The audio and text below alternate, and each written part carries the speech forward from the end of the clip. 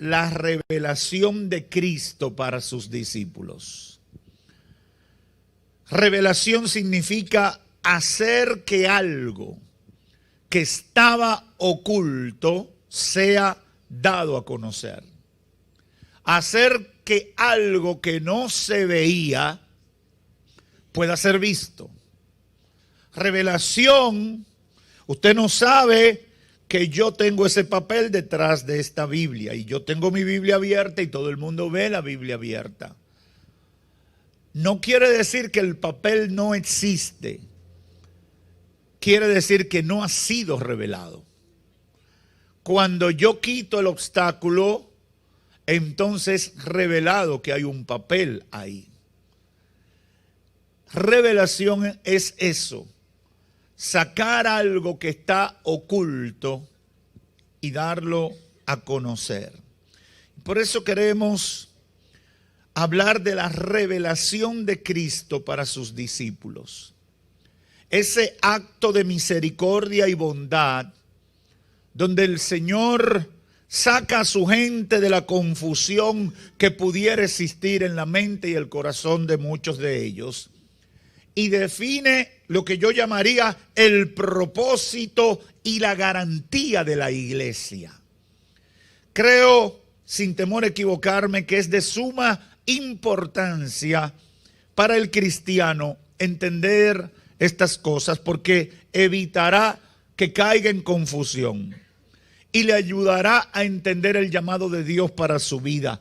Le ayudará a definir su comprensión de lo que ha sido el llamado de Dios para su vida. Debemos comenzar diciendo que nunca estuvo en la mente de Jesús dejar sus discípulos en la indefinición o en la falta de información.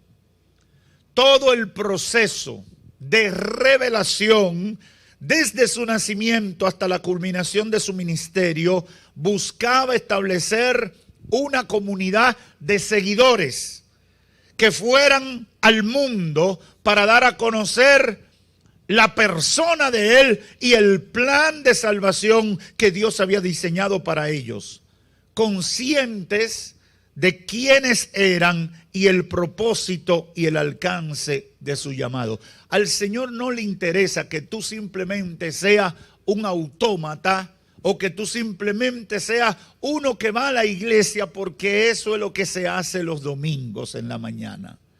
Él quiere que tú seas consciente. Él quiere que tú seas entendido. Él quiere que tú tengas una razón comprensiva de por qué estás hoy escuchando su palabra. De por qué te identifica con esa fe. De por qué testifica de lo que has creído. Por eso yo tengo la fe de que durante todo este día el Espíritu Santo nos use para que la iglesia sea fortalecida en su fe y muchos de los que no conocen al Señor entiendan y Dios se revele a su vida. Porque no es que Dios no te ama ni te ha llamado, es que quizás no se ha revelado. Es imposible acercarse a Dios si no tenemos una conciencia plena de quién es Él. O por lo menos es imposible acercarse a Dios de verdad si no tenemos una conciencia plena de quién es Él. Yo soy de los que creo que el que viene al Señor y lo deja por cualquier cosa, nunca ha conocido verdaderamente el Evangelio. El que viene al Señor, yo escucho gente a veces, no, yo fui cristiano, fui 3 meses cristiano, fui 2 días cristiano, o fui a veces hasta duran años. Pero cuando tú hablas con ellos, tú no percibes una experiencia cristiana. Tú no percibes una conciencia cristiana. Entonces, es imposible que si tú fuiste cristiano y lo abandonaste, fue porque tú nunca tuviste una comprensión clara. Porque la gente que comprende claramente la obra de Dios, estábamos celebrando ahorita la Santa Cena. Estábamos recordando lo que Cristo hizo por nosotros. Cuando uno entiende eso, uno puede usar su derecho y en un acto voluntario pecar. Pero de que está claro de que lo que está haciendo es una ofensa a Dios, eso no te lo borra nadie. Esa es la verdad. Esa es la verdad. Y yo creo que es imposible acercarse de verdad a Dios si no tenemos una conciencia plena de quién es Él. Jesús confrontó a sus discípulos en un momento íntimo. Porque al margen de los grandes eventos, las grandes manifestaciones, las grandes campañas, los grandes actos públicos, el bullicio de las multitudes, el impacto político y social del ministerio de Cristo, para Él era importante que ellos, sus discípulos, tuvieran claro quién era Él.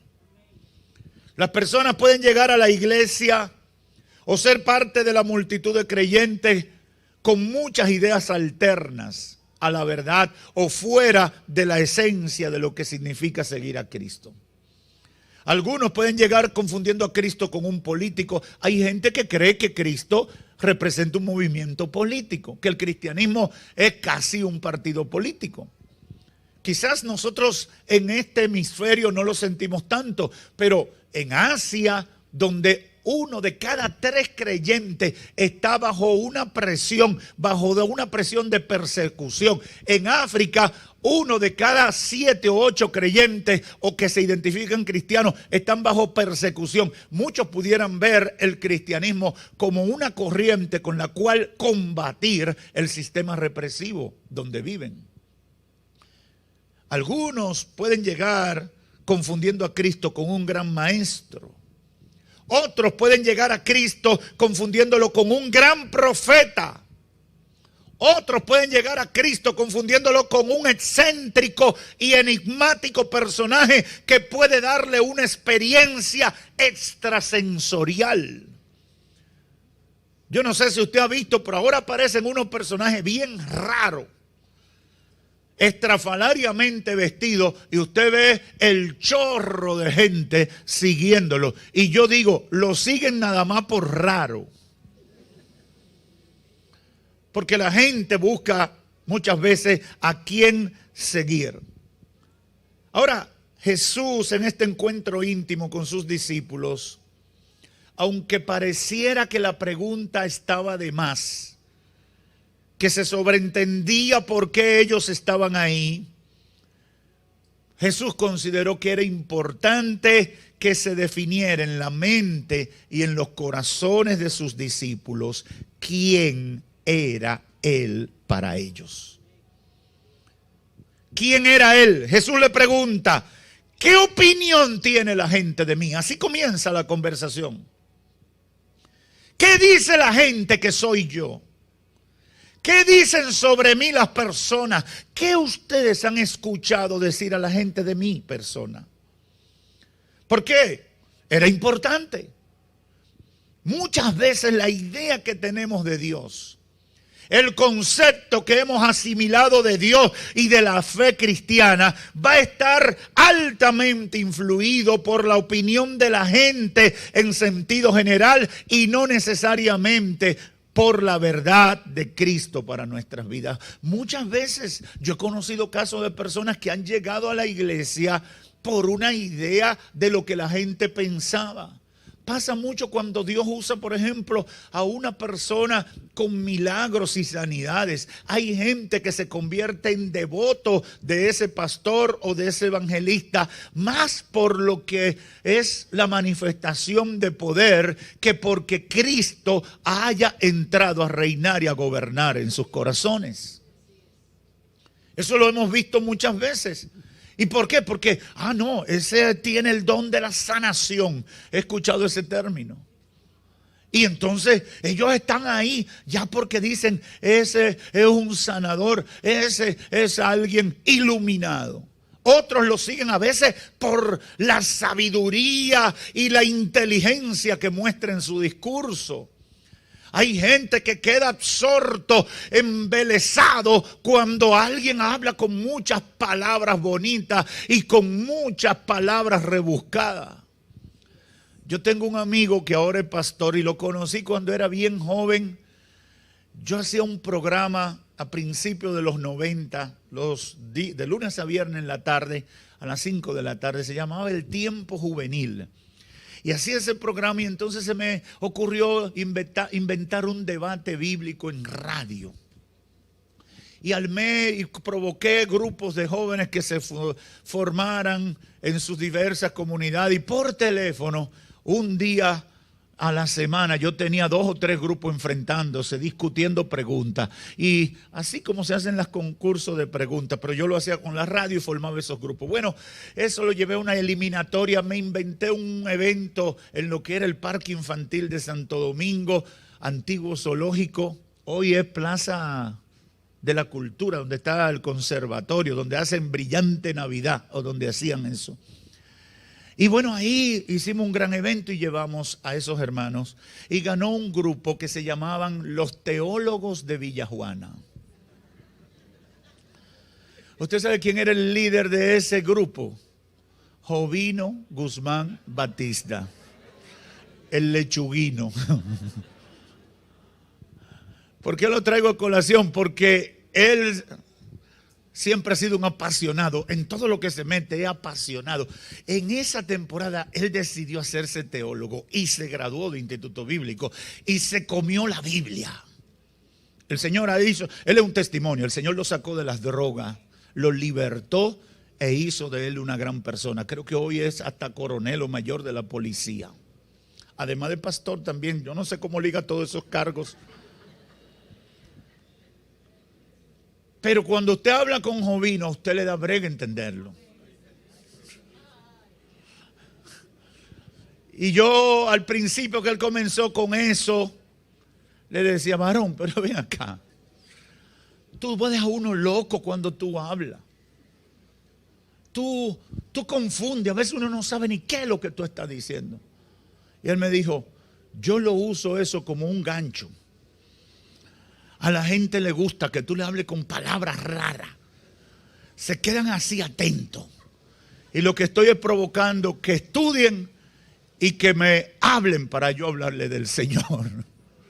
Dije, bueno, que el Señor te use, ¿verdad? Pero la gente se queda impactado cuando alguien viene y le sale con palabras rebuscadas y cuando le habla de un misterio no revelado y comienzan a seguirle, no porque entiendan, sino porque le impresiona el lenguaje, el discurso de esa persona. Probablemente detrás de Jesús había gente con muchos motivos, con mucha curiosidad, o quizás otros venían por necesidad de un milagro para que Él los sanara. Pero nada relevante en cuanto al propósito eterno de Dios para ellos. Por eso en el verso 14, los discípulos les responden a Jesús a su pregunta de quién dice la gente que era Él. Y le dicen, unos dicen que tú eres Juan el Bautista. Otros dicen que tú eres Elías. Otros dicen que eres Jeremías o uno de los profetas. Las ideas eran diversas, pero al mismo tiempo confusas. La gente estaba impactada por Jesús, pero no sabía bien. Mucha gente hace eso, se envuelve en las multitudes y sigue a personajes que no los conoce y mucho menos saben perfectamente quiénes son. La gente sigue personas que predican y que hacen cosas, pero no saben en esencia quiénes son ellos. Hoy en las redes sociales hay gente siguiendo a figuras porque dice una cosa que le llamó la atención. Unos días hace un tiempito, quizás el año pasado, una hermana vino enseñándome que seguía a otra hermana y yo le dije, ¿tú conoces a esa hermana? No, pero lo que ella dice me gusta. Digo, sí, pero tú no la conoces. Y como tú no la conoces, tú no sabes las razones que le mueven a dar ese mensaje, ni a dónde te va a terminar llevando con lo que está predicando. Yo sí la conozco, yo sí tengo información de quién es esa persona.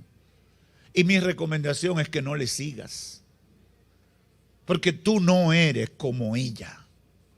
Ni lo que Dios quiere hacer contigo está conectado con lo que esa persona representa. Hoy hay mucha gente con este tema de las redes sociales siguiendo a cualquier tipo de gente, por cualquier cosa, y terminan convirtiéndose en adeptos al mensaje y a lo que ellos representan, y no los conocen, lo hacen por moda, por curiosidad y como diversión.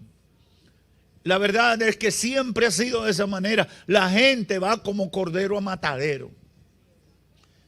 Una vez mis hijos, no sé a quién era que seguían, no sé si era un artista del cine o una figura. Eso debe ser como un año o dos, no más. Ya las redes sociales tienen más tiempo. Y entonces yo le pregunto, yo los interpelo y le digo, ¿y por qué ustedes siguen a esa persona? No, porque creo que era protagonista de una película.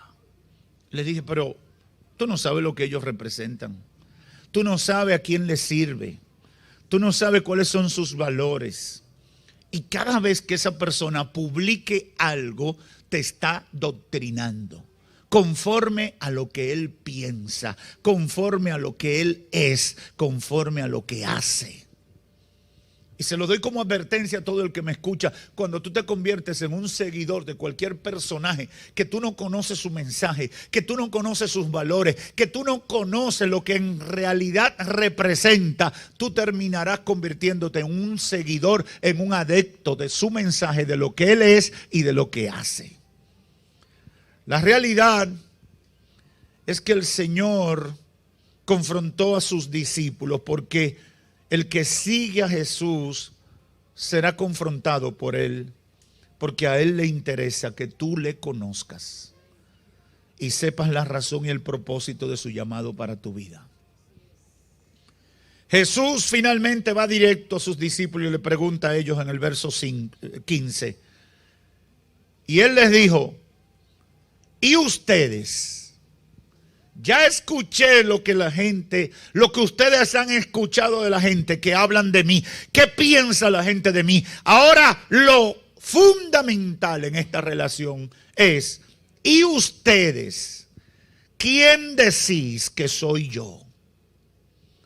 ¿Quién soy yo para ustedes? ¿Qué represento para ustedes? ¿Soy una moda? ¿Soy parte del último entretenimiento que hay en la ciudad? ¿Me siguen por curiosidad o simple tradición? ¿Quién soy yo para ti? ¿Qué dicen ustedes de mí? ¿Qué represento para ustedes? Yo me imagino que el grupo quedó en silencio. Yo me imagino que todo el que estaba hablando algo ahí enmudeció.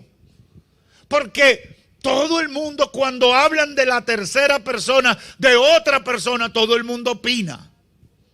Pero cuando somos confrontados, ahí se nos tranca la patineta, como decimos. Jesús los confronta y le dice, ok, qué bien, ya escuché lo que la gente piensa de mí. Ahora, lo que más me interesa es, ¿qué piensan ustedes de mí? ¿Qué soy yo para ustedes? Quizás se quedaron callados por un rato, sorprendidos por la pregunta, porque no es común. La mayoría de los líderes, lo único que le importa es que lo sigan. No les interesan los motivos por los que tú lo sigues. Jesús no es así. ¿Qué piensan ustedes de mí? ¿Quién soy yo para ustedes? Tienen un tiempo compartiendo conmigo y han visto las cosas que han sucedido. ¿Quién soy yo para ustedes? Imagino que se miraban uno a otro a los ojos. Otros miraban hacia el suelo, porque hay gente que cuando no tiene nada que decir lo que hace es que mira para abajo. Hay otros que miran para arriba y empiezan a mirar como en el infinito. Me imagino que estaban todos impactados por la pregunta. Nadie quería decir nada. Nadie quería decir la verdad, o quizás nunca pensaron en eso. Pero de repente, como si fuera movido por un rayo, el intrépido y extrovertido Pedro declaró: tú eres el Cristo, el Hijo del Dios viviente. ¡Aleluya! Rompió el silencio y soltó lo que él tenía, que le fue revelado por el Espíritu Santo, porque no pudo ser de otra manera. Una de las cosas buenas que tienen los extrovertidos es que sueltan lo que tienen. El que es extrovertido, tú sabes lo que está pensando, porque él no calienta pensamiento. Él, antes de cocinarlo, ya lo está dando a conocer. Pedro era así. Por eso, cuando usted analiza a la persona de Pedro en la Escritura, va a ver esa personalidad extrovertida, intrépida, que metió la pata muchas veces, se equivocó muchas veces, porque él no duraba un tiempo de que calculando. Si digo esto, me va a salir esto. Si digo aquello. No. Pedro sentía algo y para afuera era. Pero qué bueno es eso. Porque aquí el Espíritu Santo de Dios lo usó. Y parece que Pedro fue iluminado sobre todo lo que habían dicho los profetas, porque el lenguaje que usa conectaba con el entendimiento y el trasfondo profético que el pueblo judío tenía de lo que vendría a ser el Mesías. Y por eso su declaración es potente. Dice, tú eres el Cristo. Cristo significa el Mesías enviado. Tú eres el enviado, el Hijo del Dios viviente que se ha manifestado en medio de nosotros. ¡Aleluya! Yo sé que conocemos ese pasaje, pero al igual que muchos no entendemos la trascendencia de esas palabras. Quizás lo vemos como una repetición de algo que conocemos, pero es mucho más amplia de lo que normalmente pensamos. Pedro estaba diciendo, tú eres el Mesías prometido, el Hijo de Dios, de quien hablaron los profetas, quien está en medio de nosotros, porque lo hemos visto al manifestarte con poder y gran gloria en medio de nosotros. Tú no eres Juan, tú no eres Elías, tú no eres Jeremías, tú no eres Malaquías, tú no eres ninguno de ellos. Ellos fueron buenos, ellos fueron hombres de Dios, ellos hicieron milagros, pero lo que hemos visto, lo que hemos sentido al caminar contigo, las experiencias que en nosotros y alrededor de nosotros hemos vivido, nos confirman que lo que los profetas anunciaron se ha cumplido en ti. Eres el Hijo del Dios viviente que se ha manifestado a los hombres. Eso era lo que estaba diciendo Pedro. Y eso es la revelación de Dios al ser humano. Jesús hacía milagros, pero no era un milagrero. Jesús sanaba, pero no era su misión única y exclusivamente sanar. Jesús libertaba endemoniados. Jesús multiplicó el pan y los peces. Y siempre digo, Jesús no tenía un plan social. No era el deseo de él darle comida a la gente. No fue su función. Lo hizo en un momento de necesidad. Lo hizo en un momento de que había una multitud necesitada y no había forma de devolverla. Lo hizo porque era lo que se necesitaba. Pero esa no era su esencia, su verdad. Él era el Hijo del Dios viviente que se había manifestado a los hombres en cumplimiento de la palabra profética que había sido declarada. Tú eres el Cristo, el Mesías, el enviado de Dios, que vino a reconciliar al hombre con el Dios creador, y has estado en medio de nosotros. Quiero dejar dos o tres ideas finales sobre esto, porque creo que es importante para el creyente meditar en esta revelación de Cristo a sus discípulos. Esa conversación íntima entre Jesús y sus discípulos, yo no tengo duda de que era una cita divina, donde el Señor quería que sus discípulos salieran de la confusión y comprendieran quién era Él para sus vidas. Al Señor no le gusta ni le interesa que tú lo sigas en medio de un mar de confusión. El Señor no quiere que tú vivas en la confusión. Él quiere que tú entiendas qué es lo que Él quiere contigo. ¿Cuál es el propósito de Él para tu vida? Al Señor no le interesa que tú sigas entendiéndolo en el marco de tu trasfondo religioso o de tus ideas, fruto del sincretismo de todas las religiones que han impactado en tu vida. No, al Señor no le interesa eso. Él quiere que tú lo conozcas tal como Él es. Él quiere que tú salgas de la ignorancia. Él quiere revelarse a tu vida. Él no quiere que tú le sirvas por razones equivocadas. Él no quiere que estés en la iglesia confundido. Él no quiere que vivas una vida religiosa sin sentido. Él quiere que tú lo conozcas. Él quiere que tú seas consciente de que Él es el Hijo de Dios. Y que tuvo un propósito al venir a la tierra. Y que hizo algo fundamental para que tú puedas acercarte a Dios. Por eso cuando Él establece la Santa Cena, Él no está simplemente buscando en qué ocupar a los discípulos. Él está diciendo, la razón por la que yo vine al mundo es para librarlo del pecado que lo encadena a la perdición. Entonces, este acto es determinante que lo tengan presente. Jesús vino para salvar a la humanidad del pecado y del diablo, de la condenación eterna. Eso es lo más grande que debemos tener pendiente de la obra de Cristo en la tierra. Es mi salvación, es lo más grande. Bendito el milagro que recibo, bendita la bendición material que he recibido, pero lo más grande es mi salvación. Así tenemos que ver a Cristo como nuestro Salvador. Hoy mucha gente ve a Cristo como su suplidor de antojo. Señor, yo quiero viajar. Señor, yo quiero conseguir una novia o un novio. Señor, cámbiame el trabajo. Señor, ahora yo quiero cambiar el teléfono. Bueno, todo eso está bonito. Y es verdad, nuestras peticiones debemos traerle al Señor. Pero el fondo de nuestra relación con Dios no es que me dé. El fondo de nuestra relación con Dios no es que me satisfaga el capricho de último minuto. El fondo de mi relación con el Señor es que Él es mi Salvador.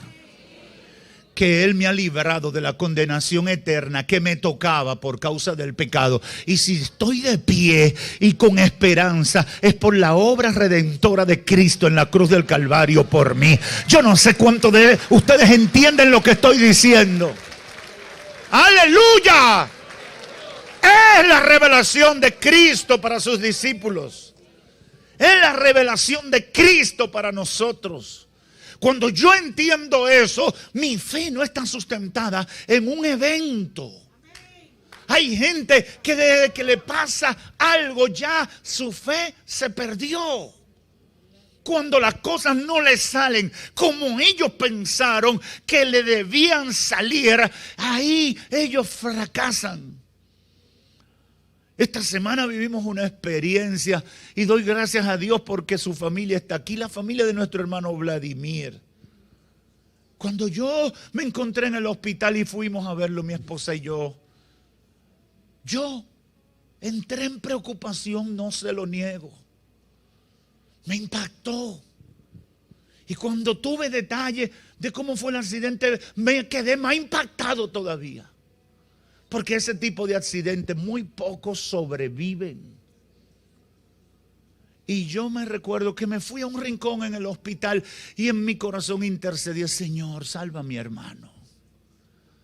Ahora bien, alguien me abordó, no sé si fue una empleada, creo que fue una doctora que está ahí en especialidad y me conoció y me dijo, pastor, yo lo conozco, y empieza a hablar conmigo y me dice, no se preocupe, estamos haciendo lo que tenemos que hacer para ayudar al hermano. Y en medio de esa preocupación, en mi mente venían todo tipo de pensamientos. Y cuando la hermana me dice, él se identificó como un hijo suyo y comenzó a decirme cosas, parece que él había dicho en el proceso. Al final de la conversación con la hermana, lo único que me salió decirle, aunque yo no lo entiendo, hay propósito de Dios en esto que está pasando. El Señor será glorificado de alguna manera. Aleluya, uno no lo entiende. Ahora lo importante es que tú sepas qué es lo que Cristo representa para ti. No es el bienestar del momento, es la obra restauradora, es la obra redentora, la salvación de tu alma. Porque en esos momentos que tú dices, bueno, si me muero, habrá victoria. Si me quedo, habrá victoria. La victoria está en que Cristo sea tu Salvador. La victoria está en que Cristo haya entrado a tu corazón y te garantice la salvación y la vida eterna. Porque el paso en esta tierra es temporal. Lo eterno es lo que el Señor garantiza. Y es lo que dura más. Y es lo más importante. El Señor quiere que tú seas consciente de que Él es el Hijo del Dios viviente. Y representa el único camino hacia Dios que tenemos los seres humanos. Los milagros son buenos, el poder y el impacto social del ministerio son buenos, pero el principio de todo es que comprendamos que Jesucristo es el Hijo de Dios, que vino a reconciliar a la humanidad con el Creador, que al morir en la cruz saldaba la deuda con Dios que habíamos contraído por el pecado y que nosotros podíamos volver a la comunión con Dios y alcanzar la salvación y la vida eterna por la obra de Cristo. ¿Quién eres, Señor? Es una declaración que vemos en muchos personajes bíblicos que después de una experiencia con Dios se dieron cuenta de su falta de conocimiento de Él. Los mismos discípulos, allá en Mateo 8:24 dicen, y vinieron a Él y le despertaron diciendo, Maestro, Maestro, sálvanos que perecemos. Despertando Él reprendió el viento y las olas cesaron y se hizo bonanza. Y le dijo, ¿dónde está la fe de ustedes? Y atemorizados se maravillaban y se decían unos a otros, ¿quién es este que aún a los vientos y a las aguas manda y le obedecen? ¿Ven por qué era importante que Jesús lo confrontara? Andaban con Él, trabajaban con Él, pero veían cosas y entonces decían, ¿y quién es este? Andaban con Jesús, pero no conocían a Jesús. El Señor quiere que tú le conozcas. Y la verdad es que para conocer de verdad al Señor tenemos que vivir los procesos de la vida. Los buenos y alegres, los tristes y dolorosos.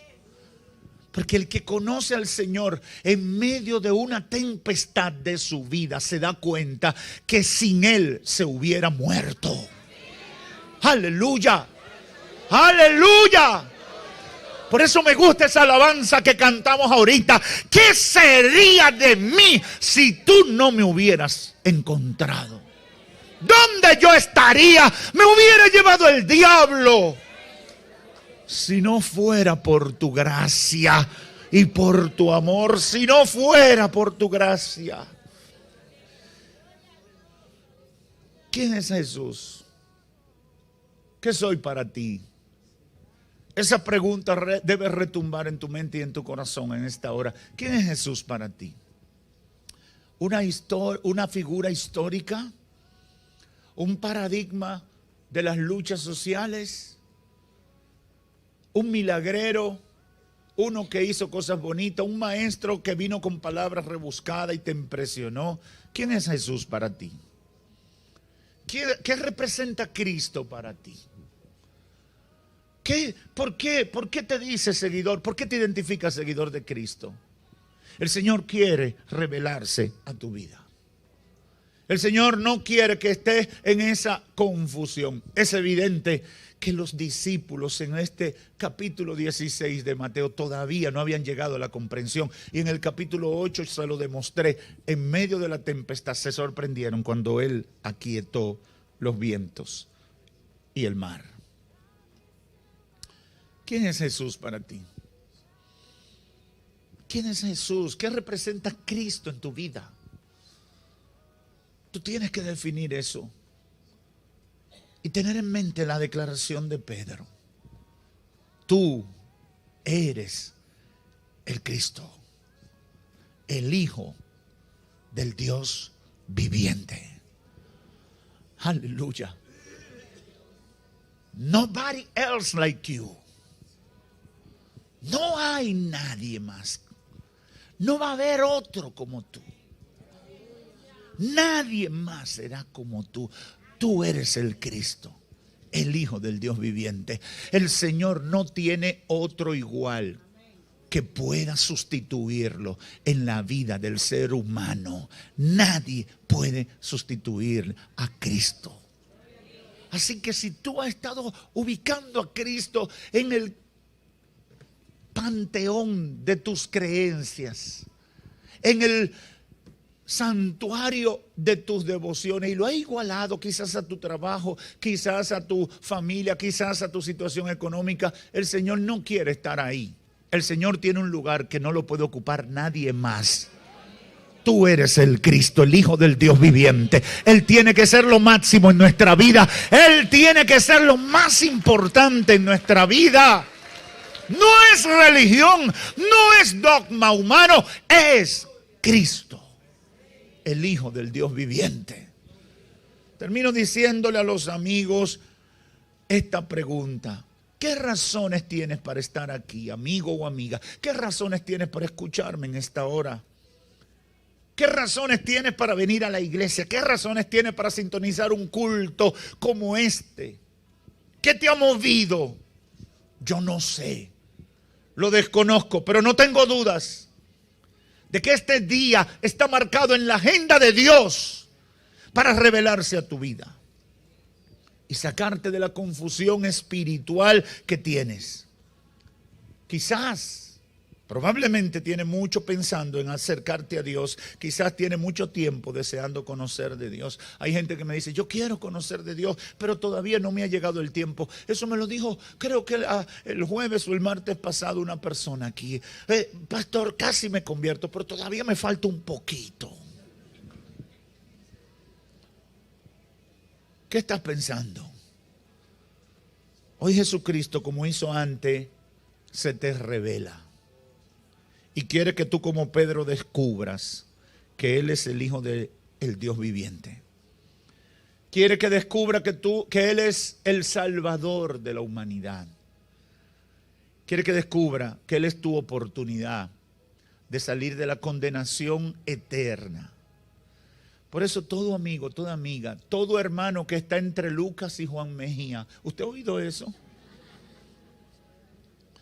Hay gente que tienen un pie aquí y otro pie allá. Decían antes, entre Lucas y Juan Mejía. No conozco la historia de Lucas ni de Juan Mejía, pero hay gente que está así, que no está definido. ¿Quién decís vosotros que soy yo? ¿Quién soy para ti? El Señor te dice, ¿quién soy yo para ti?